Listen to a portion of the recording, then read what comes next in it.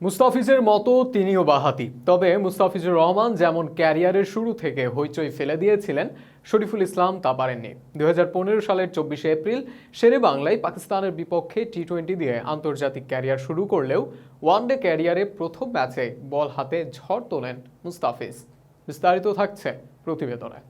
2015 সালের জুনে শেরে বাংলায় ভারতের বিপক্ষে ওয়ানডে অভিষেকেই 5 উইকেট 50 রান খরচায়।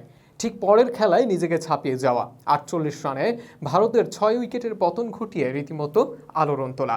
তারপর থেকে আসলে কাটার মাস্টার হিসেবে চারিদিকে সুনাম ছড়িয়ে পড়ে। তার কাটার আর স্লোয়ারে বাঘা বাঘা উইলোবাজরাও খাবি খেতে শুরু করেন, কিন্তু সময়ের প্রবাহতায় সেই ধার গেছে কমে। এখন মুস্তাফিজের জারিজুরি অনেকটাই জানা হয়ে গেছে প্রতিপক্ষ ব্যাটারদের। সেই কাটার আর স্লোয়ারের উপর অতিমাত্রায় নির্ভরতায় মুস্তাফিজের কার্যকারিতা গেছে কমে। তাই আগের ম্যাচে 60 রানে 2 উইকেট দখলের পরও শেষ খেলায় শরীফুলকে দলে নেওয়া। আর শরীফুলও টিম ম্যানেজমেন্টের আস্থার প্রতিদান দিলেন। 9 ওভারে 21 রানে 4 উইকেট শিকার করে শরীফুল জানিয়ে দিলেন বিকল্প হিসেবে তিনিও কম যান না।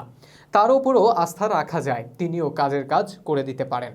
খুব প্রাসঙ্গিকভাবে উঠছে প্রশ্ন, বিশ্বকাপে যদি মুস্তাফিজের বিকল্প হিসেবে শরীফুলকে বিবেচনায় আনা হয় তাহলে কেমন হবে? শরীফুল কতটা প্রস্তুত? মঙ্গলবার জহুর আহমেদ চৌধুরী স্টেডিয়ামে ম্যাচ জেতানো বোলিংয়ের পর মিডিয়ায় কথা বলতে এসে এমন প্রশ্নের মুখোমুখি হলেন শরীফুলও। বাঁহাতি এই পেসার খুব বিনয়ের সঙ্গে বলার চেষ্টা করলেন, মুস্তাফিজ ভাই আমাদের স্টার প্লেয়ার, এমন একটা দুইটা ম্যাচে হয়তো দায়িত্বও পেতে পারি।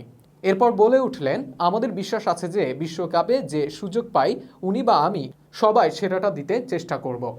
আগ্রাসন ও সঠিক জায়গায় বোলিংটা রপ্ত করতে কি করছেন? শরীফুল জানালেন, আমি অনেক দিন ধরে অনুশীলন করছি। হাথুরু স্যার স্পেশালি আমাকে নিয়ে এক্সট্রা কাজ করেছেন, অনেকগুলো দেখিয়েছেন। আমি যখন বাসায় ছিলাম উনি আমাকে বোলিংয়ের বেশ কয়েকটি ভিডিও দিয়েছিলেন, তো আমি ওভাবেই করছিলাম। অনুশীলনে করতে করতে আমি ওটা ম্যাচে অ্যাপ্লাই করেছি।